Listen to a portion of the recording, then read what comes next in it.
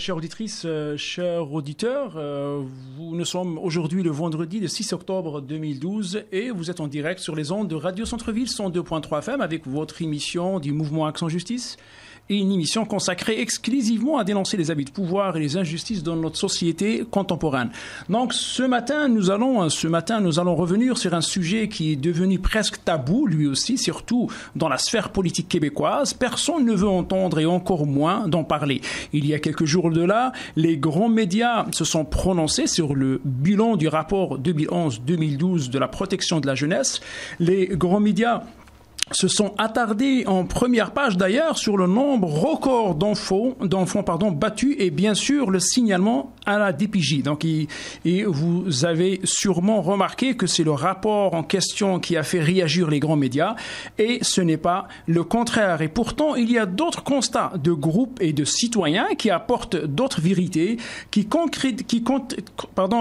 contredisent et blâment sévèrement les comportements des intervenants, les responsables de cette institution gouvernementale, la direction de la protection de la jeunesse, la DPJ. Mais malheureusement, ces cris, ces plaintes, ces rapports ne trouvent pas le même écho chez nos journalistes respectivement. Vous allez peut-être s'interroger sur cette complicité gouvernement-média et l'institution en question. Alors la réponse est que les médias, par des directives politiques sous-entendues, ne vont jamais dévoiler la tragédie de ces milliers d'enfants qui sont sous la tutelle de la DPJ. Une tragédie telle qu'elle est vécue derrière les murs de ces institutions gouvernementales. Bien sûr, le rapport vient masquer, détourner le regard de la population, alors que la réalité dicte d'autres données rarement dévoilées. Des milliers d'enfants québécois sont pris dans l'engrenage, de cette machine de l'État qui ne cesse de multiplier ses échecs et commettre l'irréparable. C'est aussi pour éloigner cette réalité trop amère à la vision de la population, se rendre compte du degré de la souffrance de ces milliers d'enfants et le sort qui lui attend au bout du tunnel. Assurez-vous que la population va cesser définitivement de signaler au DPG les cas observés. Voilà pourquoi les médias ne sont pas autorisés de nous donner les vrais comptes s'il y a un silence de pierre, parce justement, il s'agit aussi de ces enfants maltraités, violés, plutôt leur enfance et leur avenir pendant que nous, la population, nous sommes bernés par des faux rapports. Alors, on tente avec tous les moyens possibles et impossibles de cacher justement cette réalité à la population québécoise. La réalité de ces enfants qui comptent par milliers, ces enfants qui, soi-disant, étaient pris en charge par l'État. En fait, on fait que déplacer et amplifier le mal et la tragédie de ces enfants une fois enlevés de leur milieu. Le bilan maintenant de la direction de la protection de la jeunesse, la DPJ, souligne cette année le nombre record de signalements.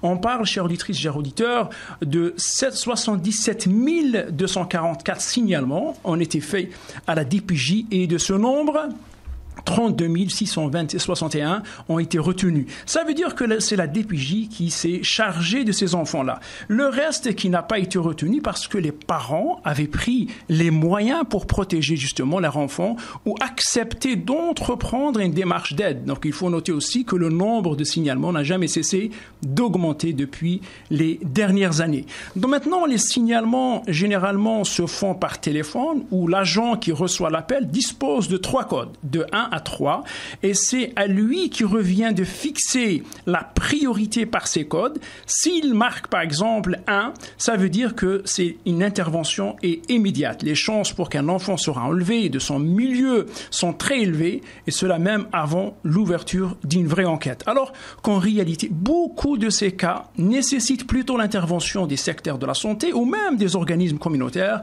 qui peuvent remédier à la situation d'une manière plus acceptable pour les enfants et les parents, et encore mieux peut-être dire la famille. Il reste que l'intervention de la DPJ risque d'aggraver les situations et conduire la famille à un point de non-retour. La direction maintenant de la protection de la jeunesse existe justement depuis 1979. Elle agit en principe auprès des familles dans lesquelles le développement et la sécurité des enfants sont considérés comme un compromis. Cette institution doit s'assurer de la socialisation réussie des enfants et rappelle les interdits fondamentaux de la société.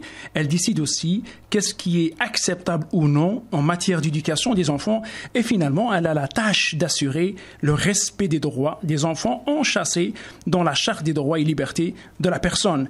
Mais les témoins et les gens qui vivent ou qui ont vécu sous la tutelle de cette institution rapportent des témoignages troublants, comme les abus de pouvoir de cette institution, les dérapages démesurés, l'arbitraire, la manipulation et d'autres encore plus graves. Des pratiques courantes dans l'ensemble des réseaux de la protection de la jeunesse et que malgré les dénonciations et les avis mis par plusieurs groupes et personnalités, la situation demeure inchangée et on remarque un recul et une détérioration en continuité.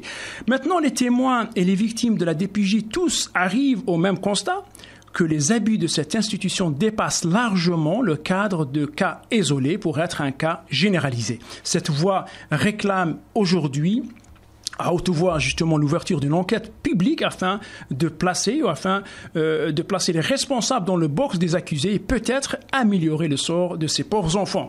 Certains porte-parole de cette voix, qui sont d'ailleurs ce matin nos invités, portent un souci particulier à cette injustice qui fait des ravages dans notre société sans que personne ne se rende compte réellement de l'ampleur de la situation. Sinon, les familles qui étaient ou qui sont touchées par l'abus du pouvoir de cette institution. La question aujourd'hui est comment venir en aide à ces milliers d'enfants pris dans l'engrenage de l'appareil de l'État par la direction de la protection de la jeunesse et pourquoi les gouvernements successifs n'ont pas voulu agir dans ce dossier. Est-ce que le nouveau gouvernement actuel acceptera le déclenchement d'une enquête publique pour mettre toute la lumière sur cette violation des droits de ces enfants au Québec? Pour répondre à ces questions, nous avons avec nous dans le studio M. Jean Stoll, porte-parole du groupe des droits de l'enfance et de la famille. Un homme qui a été allé encore plus loin en accusant le gouvernement canadien et québécois de crimes contre l'humanité dans ce dossier. Nous avons également Mme Chantal Mineault, éducatrice qui a côtoyé le milieu de près et que je retiens de cette spécialiste dans le domaine une phrase alors que je l'ai invitée à cette émission. Elle me disait « Oui, je viens et qu'est-ce que je ne peux pas faire pour les enfants ?» Nous avons aussi une mère, une femme, une maman pleine d'énergie et d'intelligence pour qui la cause de ces enfants de la DPJ devient une priorité. Nous sommes également honorés par la présence d'une grande mère qui a préféré garder l'anonymat. On va l'appeler Julie, si elle l'accepte bien sûr. Une femme qui réveille chez les grands-parents québécois cette nécessité de ce droit de protéger leurs petits-enfants. Et nous avons aussi parmi nous Paula Maille, une mère victime de la DPJ. Je ne sais pas si on aura assez de temps pour qu'elle nous parle de son cas. Finalement, j'ai aussi M. Barnaby, Henri Barnaby de l'équipe de MAGE. Il s'est occupé dernièrement d'un dossier chaud où une mère venait de perdre la garde de sa fille âgée de 13 ans. Et vous allez entendre le résultat et le constat de l'intervention de la DPJ. Mon collègue Roland Cazès risque d'être un spectateur en face de ce débat ce matin. Alors, mes chères auditrices, chers auditeurs, je vous invite à rester à l'écoute. Après notre thème musical, nous interrogeons cette institution gouvernementale, la direction de la destruction de la jeunesse, d'après des spécialistes et des témoins. Restez à l'écoute.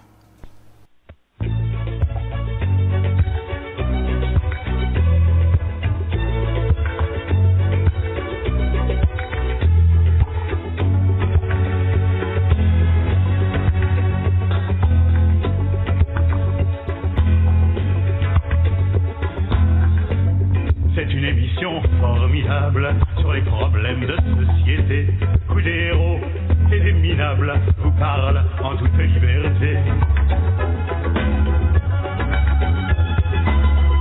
Sont-ils victimes? Sont-ils coupables? Ce soir, voici pour commencer quelques racketteurs redoutables qui font la sortie des lycées. Ils vont pour vous se mettre à table à condition d'être masqués. Un témoignage inoubliable, un grand moment de vérité.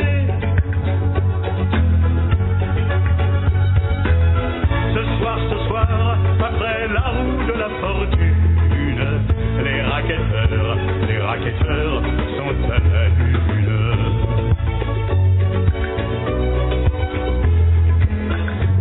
C'est une émission fantastique.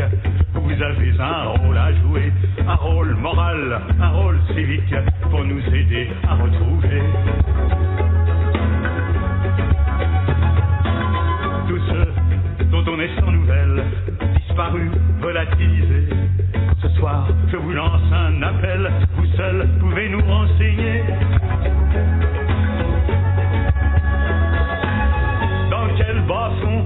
malheureuse a-t-elle un jour pu s'égarer? À quelle manœuvre très douteuse a-t-elle fini par se livrer? Ce soir, après la roue de la fortune, la main de ma sœur est à la lune.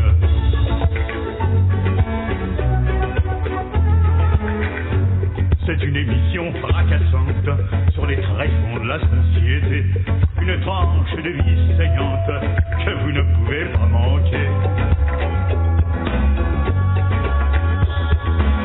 Un homme qui a payé sa dette, 20 ans de prison. Voilà donc bonjour chères auditrices, chers auditeurs, vous êtes en direct sur les ondes de Radio Centre-Ville, 102.3 FM, avec votre émission du Mouvement Action Justice, une émission consacrée exclusivement à dénoncer les abus de pouvoir et les injustices dans notre société contemporaine. Et nous sommes sur le plateau. Aujourd'hui, le sujet, ça sera la DPJ, le rapport de la DPJ 2011-2012. Alors directement, peut-être je vais commencer par Madame, votre nom Madame Hinault. Madame Hinault, vous venez de me dire la dernière phrase que j'avais prononcée comme quoi la destruction... la direction de la protection de la jeunesse. D'accord, mais là, il faut. Je sais que vous êtes. C'est bien que vous êtes là aujourd'hui parce que vous n'allez pas mélanger toutes les tomates. Elles sont pas toutes pourries. Et il y a pourtant des gens qui sont très bien dans ce milieu-là. C'est ce que vous allez dire. Oui, ben c'est ça. Moi, exactement. J'ai commencé mes stages là. Oui. Je suis pas restée parce qu'on m'a pas accepté. Il y a ses raisons aussi. Oui. Mais j'ai rencontré des bonnes personnes et je sais qu'il y a des bonnes personnes qui sont là. Mais est-ce qu'ils peuvent continuer d'être intègres? Est-ce qu'ils peuvent respecter leur fonction? Ça, c'est autre chose. Mais quand vous dites les bonnes personnes, je sais qu'il y a de toute façon les rapports, il y a le gouvernement, il y a des sortes de médias aussi qui disent la même chose que vous. Mais ce côté-là qui est malheureusement pourri dans la DPJ, si vous me permettez le mot, il n'est pas dénoncé tout le temps. Non, il faudrait parce qu'une vie, c'est trop. Je commence directement par M. Barnabé. Vous avez, dernièrement, suivi un cas particulier où une mère qui a toujours gardé sa fille jusqu'à l'âge de 14 ans, monoparentale, et d'un seul coup, elle a voulu s'aventurer pour aller rester avec son père une année. Et malheureusement, les choses sont tournées un petit peu mal. Hein. Donc, le père était ivrogne, si je ne me trompe pas, et soi-disant, le poids de l'alcool, il a abusé de sa fille. Donc, on parle de vraiment agression sexuelle contre sa fille. C'est un petit peu malheureux ce que j'entends. C'est pas un cas, c'est un cas qui... ce qui nous importe aujourd'hui, c'est l'intervention de la DPJ. Qu'est-ce que vous pouvez me dire sur ça, M. Barnabé? Oui, justement, c'est la raison pourquoi, par rapport que quand on a passé à la cour, oui. La fille, elle l'a su juste un mois avant. Puis oui. Que là, il y a eu la permission du père, oui. On pourrait dire que le père a donné la permission que sa fille aille dans une famille, une nouvelle famille. Ce que je comprends bien, M. Barnabé, pour ne pas s'éloigner un petit peu du sujet, c'est que une fois la petite, elle a essayé de parler à son père, ça n'a pas marché. Elle était allée à l'école, elle a dénoncé son père à l'école. Oui. L'intervention de la DPJ, ils sont rentrés dans le dossier. Mm-hmm. Et ce qui est important, c'est que la DPJ n'ont pas fait des démarches pour retourner la fille à sa mère, mais au contraire, ils l'ont gardée. Et puis, ils ont même autorisé que le père, il peut continuer à voir sa fille. Mmh, oui. Et quand cette mère-là était allée voir les DPJ, faire des plaintes DPJ, qu'est-ce qu'elle a entendu de la DPJ? Mais la DPJ, elle lui a dit, si vous n'êtes pas content, madame, du 3 mois, parce que la mère, elle n'avait pas signé pour elle avait signé pour le 3 mois, mais elle n'avait pas signé pour 1 an oui. Dans le DPJ. Non, mais dans une situation comme ça, madame, M. Barnabé, si vous me permettez, là, on parle d'une fille qui a été agressée par son père. D'accord. Normalement, elle devra revenir chez sa mère. Qu'est-ce que la DPJ, ils ont répondu à la mère quand elle a dit, je veux faire des plaintes? La mère, quand elle a porté plainte, elle a dit, pourquoi que tu laisses ta fille dans le secteur de l'agresseur? Oui. Parfait. Et puis, elle comprenait pas ça, qu'elle pouvait, après l'école, les classes terminées, la retirer puis l'envoyer à une autre place. Oui. Puis la DPJ, elle a dit non. Elle a dit, la fille, elle a des amis là, ça fait juste 8 mois qu'elle était là. Ça, on a compris. Okay. Maintenant, je veux savoir, c'était quoi la réponse de la DPJ? OK. Là, quand elle a dit, si vous n'êtes pas content, madame, oui. Elle avait juste à faire de faire une plainte. Oui. Puis elle a dit, faites-la la plainte. Puis elle a dit, le système est plus fort, excusez-moi, que les tribunaux. Alors, le système de la DPJ est plus fort que les tribunaux. Oui. Merci, M. Barnabé. Je reviens directement avec Mme Chantal, que vous êtes spécialiste un petit peu dans le domaine, vous êtes mieux placé que tout le monde. Non, je dirais que j'ai découvert cette année. Mais vous avez quand même, c'est ça, vous avez un petit peu les yeux, comme on dit, dans ce dossier-là. Qu'est-ce que vous avez à répondre à ce que vous êtes venu d'entendre aujourd'hui? Je peux confirmer que j'ai assisté cette année pour dire que c'est vrai, malheureusement. C'est vrai. Il y a eu une réponse l'année passée sur la pétition pour qu'il y ait une enquête. Je peux vous dire que chaque élément, oui, la loi est là, mais c'est pas appliqué. Le droit des enfants doit être entendu. Moi, j'ai vu qu'ils sont pas entendus, que les parents, oui, ils peuvent contester, mais c'est prolongé. Ils utilisent beaucoup de procédures pour abuser et moi, ils ont dû me payer au privé pour que je les protège contre la DPJ et contre une compromission d'une commission scolaire. Alors, c'est incroyable. Mais vous avez comment entendu le témoignage de monsieur qui disait comme quoi la DPJ, on sent que la DPJ, elle a le pouvoir, elle a un pouvoir encore plus haut que les tribunaux. Est-ce que ça cause pas, ça devient pas inquiétant à ce point-là? Écoutez, j'ai entendu, moi, un directeur adjoint clinique dire qu'il se prenait pour le juge. Je l'ai vu se lever, me menacer, me dire qu'il ferait une plainte à mon ordre. Écoutez, j'ai tout vu, monsieur, dans le dossier que j'ai eu cette année. Là. Je croyais pas que ça existait. Oui, ils se croient plus forts que la justice. Monsieur Jean-Paul, contrairement à Madame Minon, qui prétend que la loi est là, qui doit nous protéger, mais qu'elle n'est pas respectée, nous autres, nous prétendons qu'au contraire, la loi est biaisée à la base dès son adoption en 1977. La loi est en défaut déjà dès le départ? Au départ. Comment vous expliquez ça, monsieur Jean? Un petit retour historique. Très rapidement. Très brièvement. En 1975, il y avait un grand scandale de maltraitance des enfants dans les institutions de l'État. Oui. Et M. Manuel Batcho a été mandaté pour enquêter. Il a déposé 11 rapports de son enquête et en 1977, le gouvernement péquiste a adopté la nouvelle loi sur la protection de la jeunesse. Oui. Et une des dispositions de cette loi place le directeur de la protection de la jeunesse dans un conflit d'intérêts flagrant puisque c'est le directeur général des centres jeunesse avec son conseil d'administration qui nomme le directeur de la protection de la jeunesse et DPJ est mis sous l'autorité directe du directeur général des centres jeunesse qui sont des centres de détention pour enfants. OK? C'est comme ça. Alors, imaginez, dans le monde des adultes, un directeur de prison, directeur général de prison, nomme son directeur de la police pour lui aller chercher la clientèle. Oui. Alors, suite au scandale de maltraitance des enfants, la réponse du gouvernement et de nos élus était on ne va pas protéger les enfants dans les centres, dans les institutions de l'État, mais on va protéger l'État contre le nouveau scandale. Parce que le DPJ a le mandat d'exclusivité d'enquêter sur les cas des enfants. Et c'est ça qui explique en quoi la population... Il ne peut pas enquêter sur son supérieur. Exactement. Oui. Alors, il y a quelque chose rapidement. Est-ce que ces gens-là sont formés pour différentes cultures? Parce que n'oubliez pas qu'au Canada ou au Québec en particulier, on est de différentes cultures aujourd'hui. Est-ce que ces gens ont une sensibilité à ça? C'est un autre sujet, ça, Roland, mais c'est bien posé. Madame, permettez... à la base, normalement, pour ce que j'ai pu constater, malheureusement, quand je vois des gens qui sont criminologues et qui traitent des enfants comme des criminels et des parents comme des criminels, quand ils devraient normalement avoir une formation sur le développement de l'enfant. C'est selon votre observation, hein? Oui, et qui devraient faire partie d'un ordre. Écoutez, déjà, ils n'ont pas ça et pour moi, c'est inacceptable.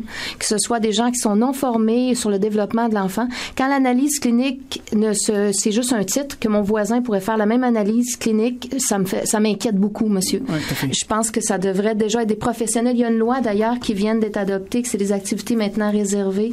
Je ne sais pas si ça va être appliqué, mais depuis le 20 septembre, c'est une activité réservée pour quand il y a des évaluations sur la loi de la protection de la jeunesse.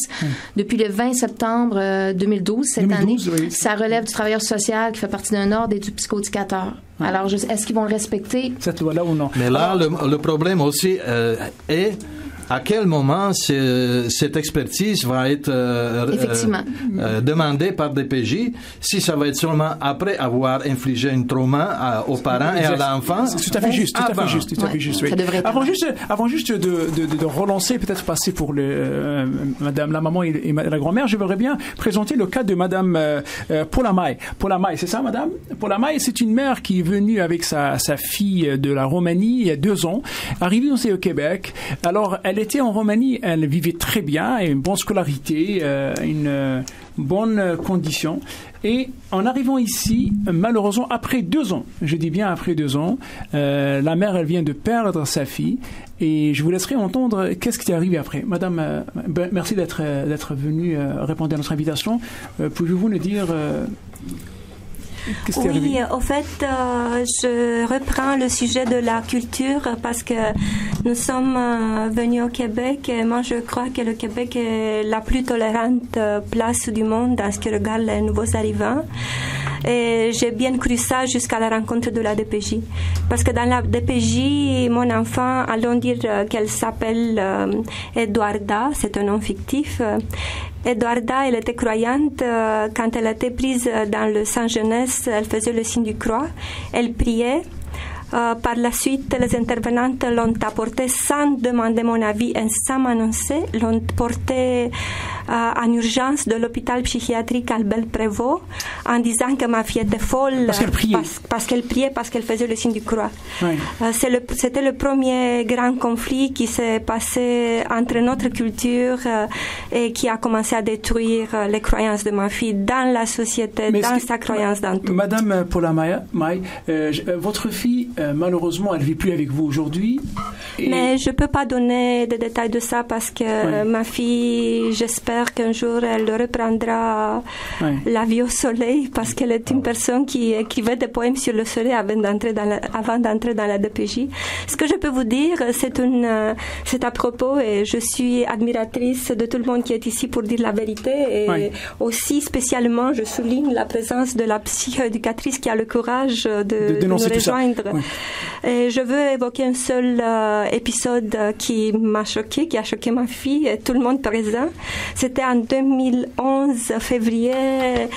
Madame Thérèse Jacques, chef de l'accès à la DPJ de Laval, elle a dit devant 11 personnes inclusivement, mon enfant qui s'appelle effectivement Eduarda, elle a dit la DPJ ne reçoit pas de l'ordre de juge. Elle reçoit juste des recommandations et elle fait ce qu'elle croit bonne avec elle. Ça, c'était à mon interpellation. Pourquoi l'ordre du juge Patrice Urtubise de donner une thérapie mère-fille n'est pas respecté. Vraiment, je peux vous dire que la décision du juge Patrice Urtubise n'a été jamais respectée, sans aucune conséquence pour la DPJ dans le cas de mon enfant, effectivement. Voilà, mais grosso modo, juste pour savoir que pour dire à ceux qui nous écoutent ce matin que votre fille, malheureusement, elle est complètement en part d'une destruction, quoi. Mais je ne veux pas entrer dans le détail. Eduarda, pas ma fille, mais Eduarda, oui, elle est dans un état qui n'est pas digne de cette société. C'est dans un état pitié, mais c'est pas juste Eduarda, il y a beaucoup Il y a des centaines d'Eduarda ce matin-là. On peut poser juste une petite question rapide. Est-ce que vous croyez que l'action de la DPJ a fait plus de mal à votre enfant que de bien? Malheureusement, oui, et aussi à moi. Alors, je veux savoir maintenant, je passe directement à la grand-maman, parce que la grand-mère qui est venue, vous êtes une grand-mère, et vous avez le prix de souci aussi de ces enfants-là. Moi, j'ai le souci de ces enfants-là, et je viens d'une culture où la famille, elle est très importante, où les problèmes se règlent dans la famille avant qui que ce soit. Ouais. Et là, bien évidemment, on a été pris dans une situation inimaginable. Ouais. Ce que je voudrais surtout signaler, c'est que le DPJ n'intervient pas parce que l'enfant est nécessairement compromis. Oui. Il y a une étude qui a été faite par une chercheuse, Marie Jacob, qui dit que dans 46% des cas, le DPJ intervient pour la garde, dans des conflits de garde. Oui. Donc, très souvent, les parents qui n'obtiennent pas la garde, qui est de la compétence de la Cour supérieure et non de la Cour du Québec, ils passent par le DPJ, une intervenante, pour aller changer la garde. Et à ce moment-là, dès qu'ils mettent les pieds dans cette famille, c'est la catastrophe. Donc l'enfant, il est pris dans le piège. L'enfant, on le fait passer pour un débile mental. Ça, on le comprend. Oui. J'aimerais bien, si vous me permettez, qu'est-ce que vous êtes à nous dire, Madame Chantal Minault, ce que je venais d'entendre?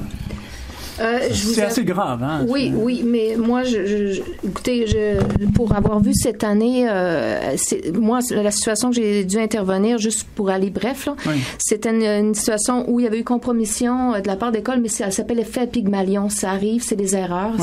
Mais ça prenait quelqu'un d'extérieur. Il y a eu la personne extérieure, c'était la DPJ, mais au lieu d'écouter, d'entendre, d'évaluer les enfants, ils ont pris parti tout de suite pour l'école. Et parce que les parents adhéraient pas, ils ont mis une ordonnance et ils sont même allés, quand je suis intervenue, ils sont même allés jusqu'à vouloir enlever ces enfants-là. Écoutez, c'est l'horreur. J'ai dû les protéger. Ils les ont emmenés 7 fois en cours, monsieur, depuis le mois de février. 5 fois la cour? 7 fois, monsieur. 7 à 8 fois. Pour convaincre. Et ça, c'est en dehors des suivis, des harcèlements, des lettres de huissier. J'ai passé l'été, j'ai dû retarder mes vacances pour supporter cette famille. Vous avez épargné 2 enfants, 3 enfants? C'est 2. Mais il y a des milliers d'enfants, mais il y en a plein d'autres. Qui les protègent, mais on peut pas tous. C'est pour ça que je suis ici, pour que les gens, les intervenants, dénoncent. Il faut briser la loi du silence. Il faut briser le conformisme aveugle. Très bien. C'est les vies humaines qui sont en jeu. Oui, madame, moi, ce que je veux ajouter, c'est qu'il n'y a pas d'arbitrage de juge. Jamais. Le problème, il peut durer des années. Le juge, il entérine les décisions du DPJ à 99%.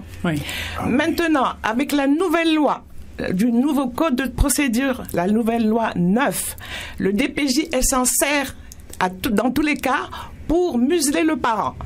Parce que pour aller en appel, c'est impossible. Moi, je connais beaucoup de cas où les parents sont partis en appel. Normalement, un appel, il doit être instruit et jugé en urgence parce qu'un enfant n'attend pas. Exactement. Mais, bien évidemment, quand ils arrivent à la Cour supérieure, le DPJ introduit des requêtes de quérulence et puis l'appel n'est pas fait. Le parent, il est déclaré quérulant et c'est cuit pour l'enfant.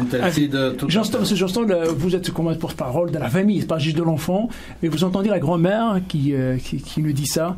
Vous êtes allé encore plus loin que ça. Vous accusez en définitive le gouvernement canadien et le gouvernement de Québec de crimes contre l'humanité. C'est gros, hein, c'est gros ce que vous êtes en train de dire. C'est gros, mais ce qui se passe est encore plus gros que ce que nous prétendons.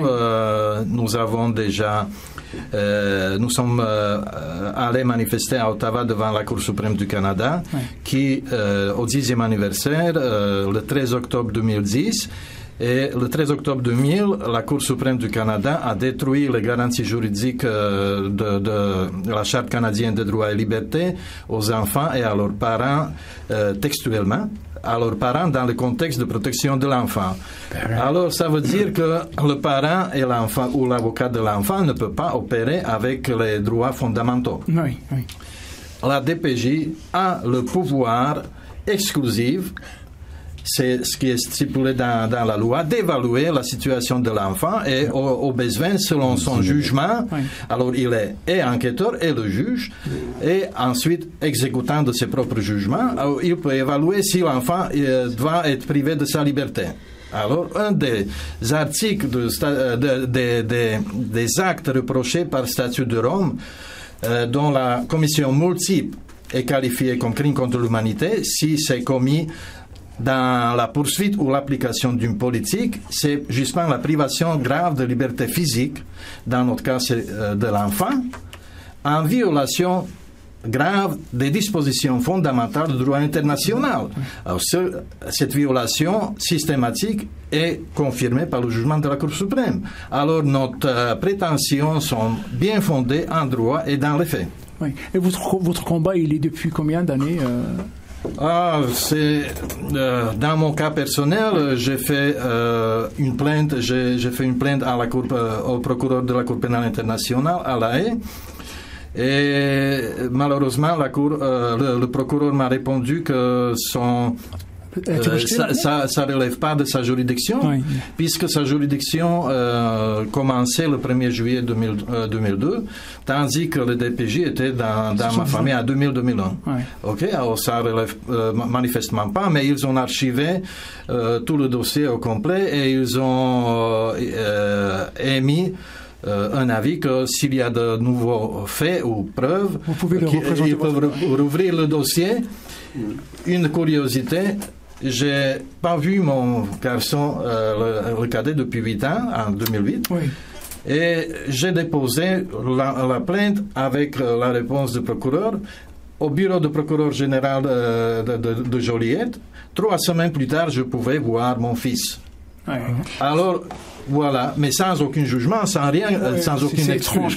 Si vous permettez, je veux juste ajouter que si je suis ici aujourd'hui, c'est justement en rapport à la plainte, parce que les parents, dans le dossier que je suis intervenue, adhèrent maintenant à la plainte qui a été faite à l'ONU. Ah. Oui, et c'est pour la raison pour laquelle j'ai rencontré M. Stoll. Donc, il y avait un écho, là?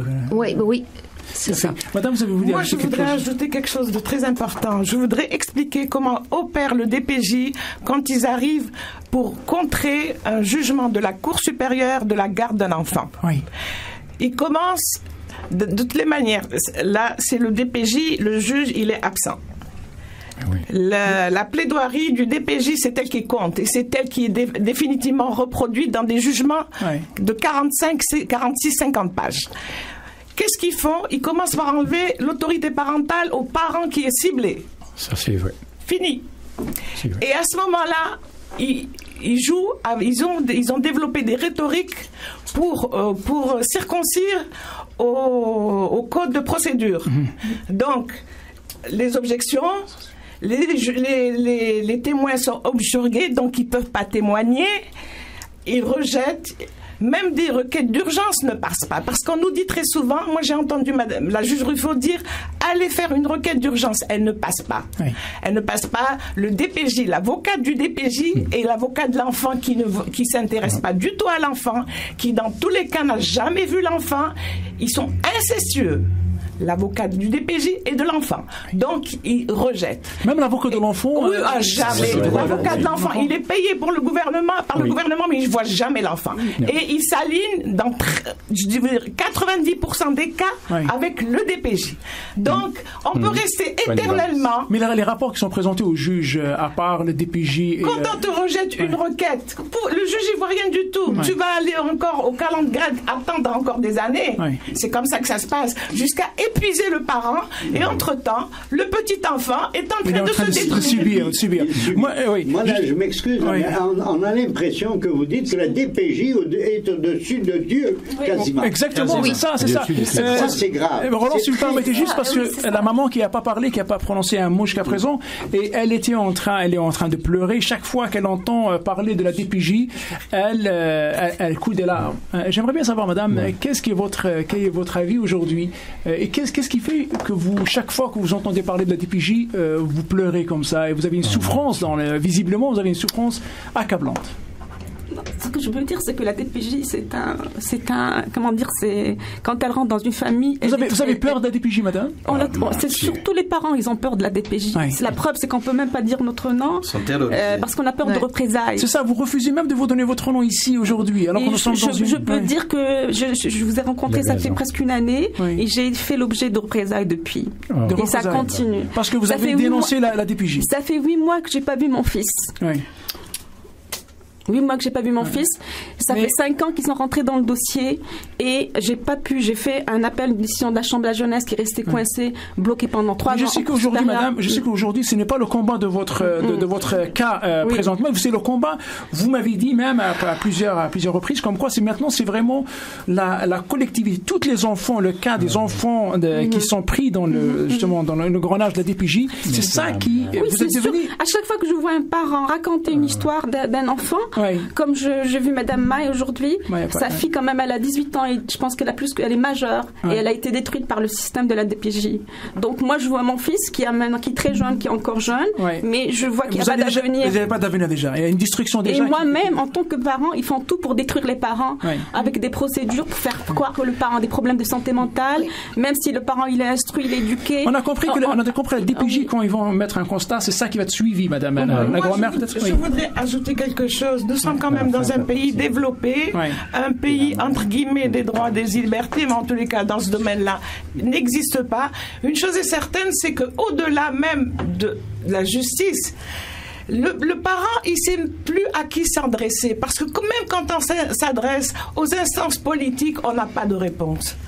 aucune réponse n'est faite. C'est vraiment la noirceur totale. Aucune possibilité de s'adresser à qui que ce soit, bien évidemment. Mais M. Johnstone, si vous me permettez, ce qu'on entend maintenant, la dénonciation qu'on entend, voilà, les cris de désespoir. Désespoir, c'est ça ce qu'on fait, c'est un désespoir. D'impuissance totale. Alors, j'aimerais souligner ici, tantôt j'ai parlé de la loi sur la protection de la jeunesse qui octroie les pouvoirs exclusifs au DPJ pour décider de la situation et de l'issue de l'enfant. Au commun, dans cette loi, à l'intérieur de cette loi, la justice peut intervenir et juger quoi que ce soit, puisque c'est une disposition d'exception de la loi qui viole les droits fondamentaux, qui ne reconnaît pas les droits fondamentaux à l'enfant pour la protection contre l'arbitraire de l'État. C'est ça ce qui est au fond de cette question. Madame Chantamino, vous avez entendu, vous m'avez dit, vous nous reprochez comme quoi ce n'est pas le tour des DPJ qui sont contaminés par ce fardeau malheureusement de manque à la fonction, si vous voulez. Est-ce que sous la lumière que vous venez d'entendre, est-ce que vous êtes toujours d'accord? Oui, il y en a. Il y a toujours des bons. Non, mais il y a des centres jeunesse puis il y a la TPJ, il faut faire la différence aussi. Oui. Et non, écoutez, je le sais qu'il y a beaucoup de gens qui quittent aussi la DPJ. Je fais partie des personnes que j'ai terminé avec un A et j'ai été refusée parce que je voulais rester intègre. Il faut garder l'esprit. Même pour terminer mon baccalauréat, je peux vous dire, j'ai dû me battre jusqu'à l'ombudsman pour rester authentique et vrai. Il était absolument pas question que j'adhère à cette loi-là, que je dénonce pas certains faits que je voyais dans les centres jeunesse. Mais je voulais vous dire que cette année, moi, qu'est-ce qui est dénoncé ici? J'ai assisté à ça. Oui. Mais je peux vous dire que dernièrement, on a gagné contre la DPJ et la juge, elle a entendu. Elle a entendu pourquoi? Oui. Parce que vous avez tout à fait raison. Pour la première fois en 2 ans et demi, l'avocat s'est enfin décidé à aller rencontrer les jeunes filles chez elle et voir comment ça allait bien, comment que c'était bien. Ça s'était jamais fait avant. Et si les gens faisaient leur travail selon leur fonction, que ce soit les intervenants, écoutez, moi, j'en viens pas. Je vous dis que c'est vrai. Je vois des rapports assermentés avec des mensonges, monsieur. Les parents ont des audios qui prouvent le contraire. Y a-tu quelqu'un qui va faire quelque chose? Monsieur, ça là, c'est illégal. C'est des mensonges. Et puis là, quand ils voient que ça marche plus, ben là, c'est la mère qui a un problème de santé mentale. Puis si ça marche pas, puis qu'ils ont trouvé une professionnelle, exemple comme moi, psychodicatrice, ben ils vont essayer de me trouver moi aussi des problèmes de santé mentale. Je vous jure que c'est vrai. C'est la dernière technique. Et si ça réussit pas, ben là, on obtient justice. Là, ils ont obtenu justice vendredi passé, mais je vous dis que c'est parce que moi, j'ai tenu jusqu'au bout. J'ai pas été intimidée par les menaces de la DPJ. Je vous jure que j'ai vraiment été très intimidée. Et l'avocat des enfants a eu peur aussi, mais il s'est affirmé. Il a fait son travail. L'avocat des parents, excusez, il s'est affirmé, il était nouveau aussi dans le domaine et il a fait son travail. Et l'avocat des enfants, enfin, et c'est ça qu'il a fait entendre, parce que la juge, il utilise toutes les techniques. La DPJ, c'est que c'est eux autres qui sont entendus en priorité. Depuis le mois de février, qui empêche mon témoignage. Écoutez, même quand j'ai remis mon rapport à fin mars, l'avocate, comme par hasard, est tombée malade. Alors, ils ont prolongé indûment. Et la juge peut jamais entendre le point de vue d'un autre intervenant. Mais madame, si vous me permettez, j'ai de la difficulté à comprendre. Est-ce que vous voulez envoyer un message d'espoir ou en même temps, vous êtes en train de dire, pour arriver à ce stade où vous êtes rendu, il faut vraiment presque un miracle? Écoutez, moi, je crois sincèrement que je pense que le mérite qu'on a, écoutez, peut-être que je dois affronter plusieurs difficultés, mais je peux vous garantir de votre part, que non, mais je dors bien, monsieur, puis quand je m'amuse bien avec ma famille, et je dors la conscience tranquille. Je plains sincèrement tous ceux qui ne s'affirment pas, qui assistent à ces destructions humaines là sans rien dire et qui quittent sans dénoncer. J'encourage les intervenants à dénoncer, et je vous dis que la protection le protecteur des usagers devait primordialement il relève maintenant du protecteur du citoyen. On pouvait les professionnels dénoncer, mais maintenant on peut plus. Ils ont changé ça. Je comprends pas comment ça que les intervenants ne peuvent plus dénoncer des abus. Monsieur Johnstone, je vais vous poser la question qui, moi ça me dérange. Pourquoi l'homme politique ne se prononce pas sur ce cas-là? Parce que c'est trop gros, évidemment. C'est tellement gros qu'un petit député ne peut pas s'y immiscer parce que il y en avait quand PQ était au pouvoir autour des années 2000, il y en avait 2-3 ministres qui se sont déjà prononcés là-dessus. On peut pas changer la loi parce qu'il y a 7-8 syndicats, etc. Alors, même les députés sont intimidés, sont pires. Oui, mais aujourd'hui, les députés, surtout sous le règne de Jean Charest, c'était encore pire. Les députés ne donnent plus aucun avis public concernant les DPJ. C'est devenu un tabou total.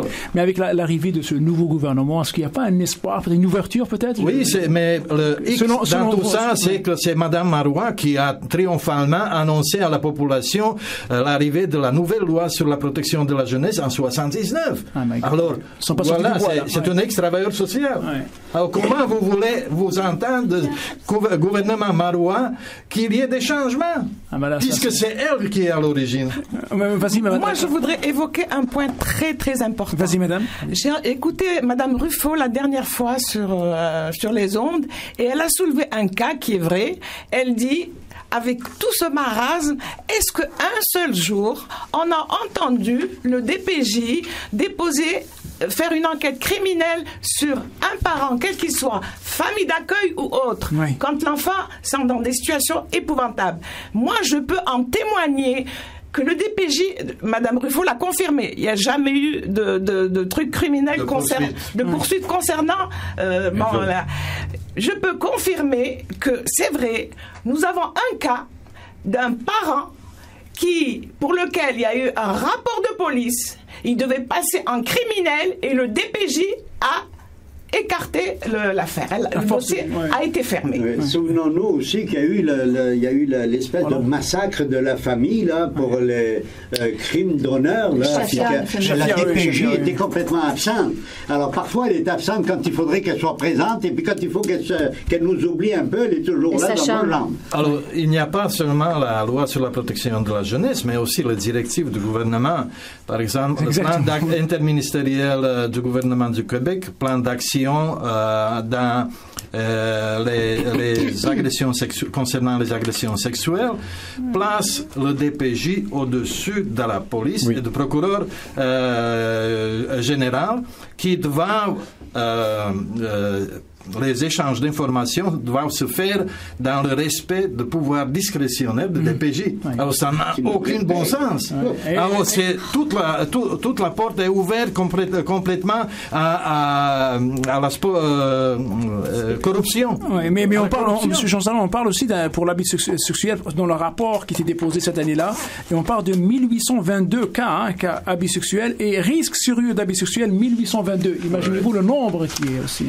Et l'enfant va écoper jusqu'à ses 18 ans et le parent va écoper peut-être dans la collectivité. Aucun bon sens. Madame. Une chose est certaine, l'an dernier, une députée du Parti québécois, elle avait demandé une enquête pour les drames familiaux. Mais il ne faut pas l'oublier, et M. Poirier l'a répété très souvent, pour dire que dans 99% de cas de drames familiaux, toujours en toile de fond, le DPJ. Il y a un grand problème. Sur Barnaby, vous allez ajouter quelque chose? Quoi. Oui. Moi, je vais juste vous donner rapidement. Je vais juste vous donner l'information. Moi, j'ai défendu un jeune qui se faisait faire du taxage. Je l'ai ramassé dans la rue. Je l'ai emmené chez la DPJ. Vous avez conduit la DPJ. Et puis, j'ai vu la DPJ. Et puis, ils m'ont demandé qu'est-ce que je faisais là. J'ai dit, je l'aide à l'enfant. L'enfant vient se rapporter parce qu'il s'avait poussé de la DPJ. Ils m'ont dit, qui vous êtes, vous? J'ai dit, je suis un père de famille, puis je connaissais la mère puis l'enfant. Ils m'ont dit, après ça, ils ont pénalisé l'enfant, ils l'ont envoyé à l'Huberdeau par rapport que l'enfant n'a pas voulu dire, parce que l'enfant, moi, je l'avais emmené chez nous, parce que je le perdais le soir. Il était dans le mois de novembre. Vous l'avez emmené chez vous? Il y avait votre femme qui était là et tout. Ma femme. Et le garçon en question, il a dormi chez vous? Il a dormi chez moi. Et puis après ça, le lendemain, vous l'avez conduit? Non, mais le lendemain, c'était sa fête. Il s'avait poussé parce qu'il voulait fêter avec sa mère, sa fête à lui. Moi, j'ai dit, OK, mais tu vas une chose, après que tu l'as fêté, tu te retournes là-bas. Il est parti de lui-même, puis j'étais avec. C'est vous qui l'avez conduit au centre? Je l'ai emmené parce que je voulais être sûr. Mais là, le plus pire de ça, j'ai peur. J'ai peur. Parce que savez-vous ce qu'ils ont fait? Ils ont essayé de faire dire à l'enfant que j'étais un pédophile. Parce que vous l'avez conduit. Oui. Parce que je l'ai conduit, puis il était venu coucher chez nous. Quel âge avez-vous, M. Barnabé? Moi, j'ai 75 ans. 75 ans. Puis je connaissais la mère, puis je connaissais l'enfant, puis c'est l'enfant qui est venu me voir. En plus de ça, c'est encore pire que ça, ils ont vu la mère. Elle n'avait pas d'argent.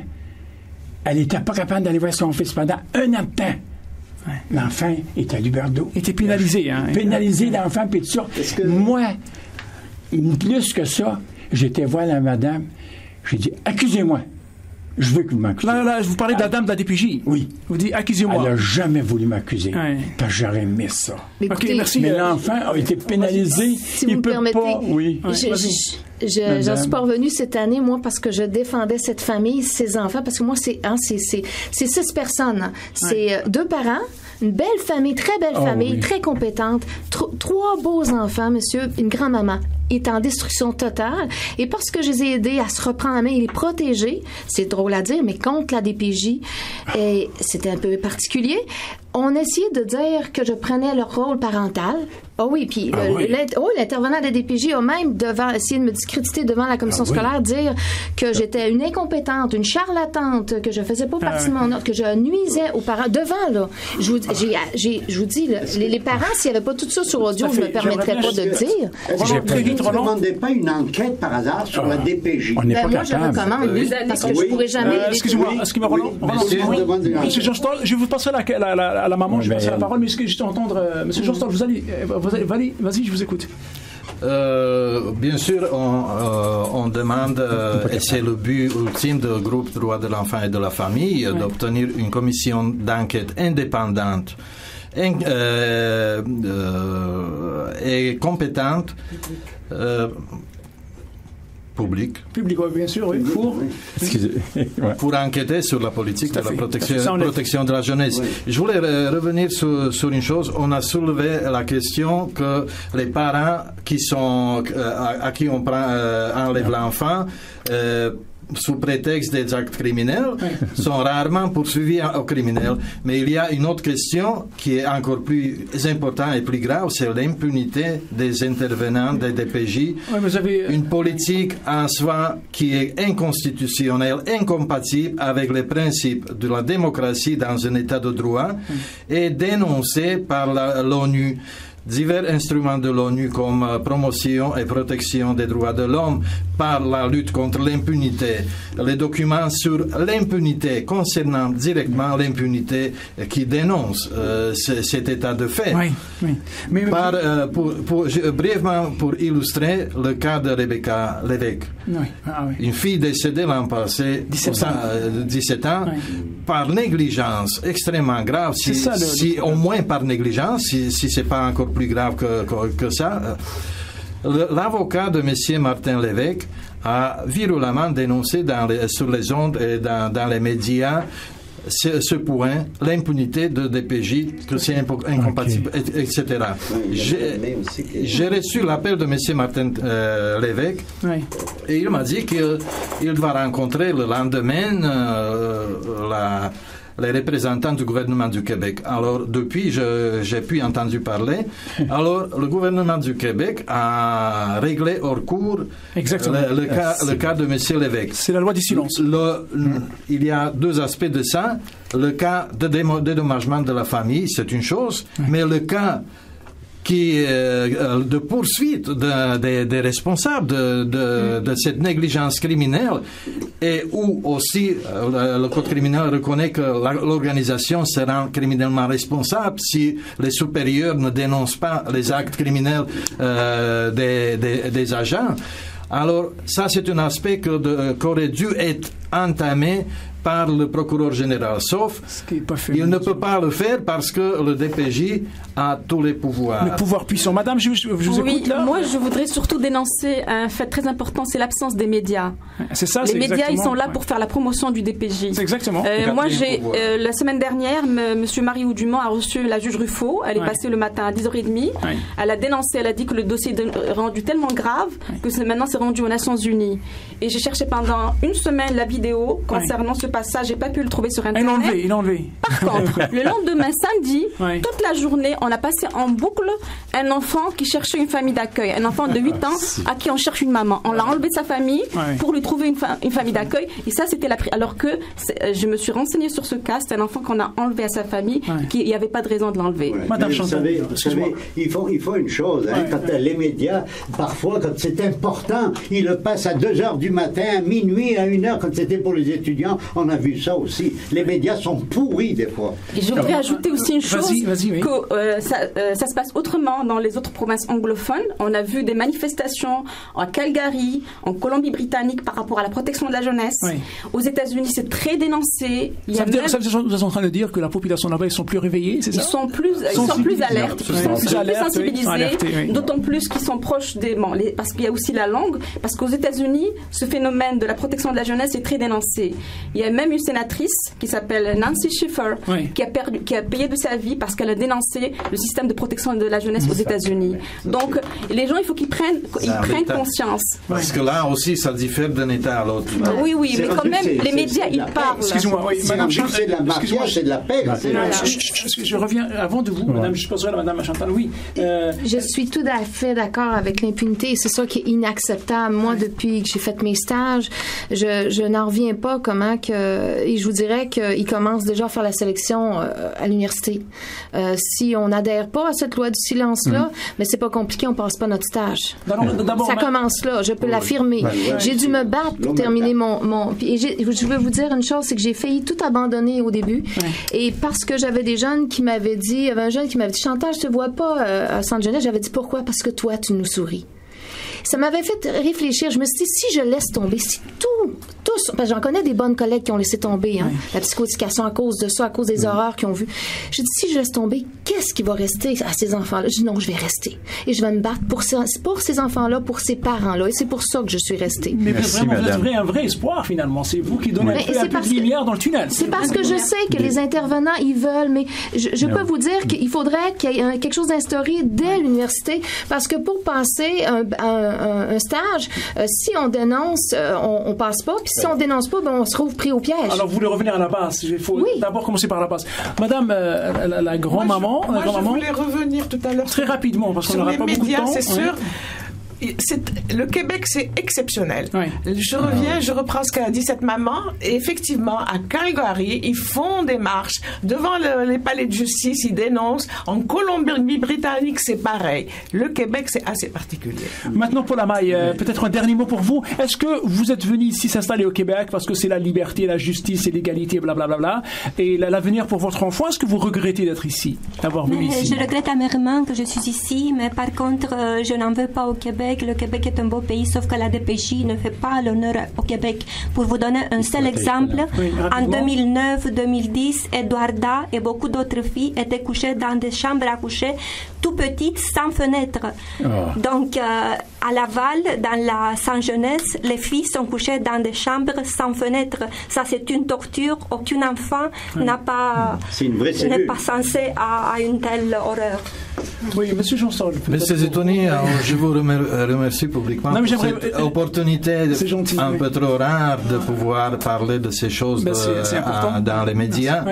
Et je voudrais aussi en profiter pour lancer un appel aux victimes via Mouvement Action Justice de pouvoir nous contacter, notre groupe, ou même Madame Minon éventuellement.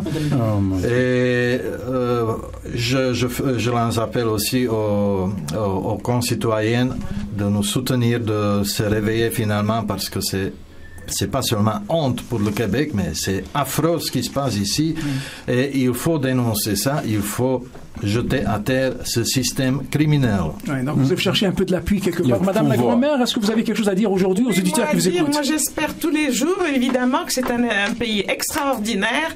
Et si nous sommes là, c'est que parce qu'on avait des raisons. Mais malheureusement, le DPJ, je reviens à ce qu'a dit Madame, ne fait pas honneur au Québec. Oui. Mais peut-être je reviens plus tard à Madame Mignot, votre dernier mot aujourd'hui. Vous avez dit qu'il y a un espoir, que ce n'est pas tout le monde qui travaille dans le DPJ, ils sont tous pas pareils. Ce n'est pas tous des robots, si vous voulez dire, mais il y a des gens qui sont vraiment... Il y a des gens malsains, excusez-moi, mais vraiment malsains qui sont à des postes de pouvoir, je vous dirais, et qui malheureusement, Madame Payette, Lise Payette écrivait l'autre jour qu'elle avait su surmonter ses peurs et c'est comme ça qu'elle a avancé. Je dirais aux gens, arrêtez d'avoir peur, assumez-vous. Et je crois que même si les difficultés vont être là, vous allez dormir en paix et tranquille. Est-ce que vous ne pensez pas qu'il faudrait faire une pétition là, pour vraiment demander l'enquête publique? J'ai l'impression pour que la maman dise son dernier mot. Merci beaucoup. Ce que je demande en tant que parent, c'est qu'il y ait une enquête publique. Je lance un appel et je demande que tout le monde se mobilise parce que toutes les personne n'est à l'abri de cette grosse machine. Très bien dit. Monsieur Barnabé, dernier mot. J'ai de l'espoir, cette femme-là. Moi, j'ai l'espoir à tout le monde, tous ceux qui sont là. Que le combat, c'est bien. Alors, Monsieur Barnabé, à son âge, 75 ans, il commence à verser des larmes aussi. C'est un petit peu un cas traumatisant. Roland, dernier mot. Oui, je vais vous dire une chose. Ça fait peur de faire des enfants. Excusez-moi, si on a des systèmes comme ça, là, il vaut mieux pas faire d'enfants. Je veux juste relativiser. C'est pas le système, monsieur. C'est certaines personnes qui se sont bien placées les pieds. Il faut les dénoncer. Il faut que ça s'arrête. Mais Madame Imo, ils sont nombreux, ces gens-là. Ils sont pas si nombreux que ça, monsieur. Mais ils sont à des postes de pouvoir. Oui. Alors voilà, chères auditrices, chers auditeurs, nous arrivons malheureusement à la fin de cette émission, sans avoir épuisé, bien sûr, toutes les allées de cet immense problème de société. N'oubliez pas que les enfants sont la plus grande richesse d'une société. Une société un peu sage devra leur accorder une attention particulière. Je remercie mes invités, monsieur Jean Stoll et madame Chantal Minou, c'est ça?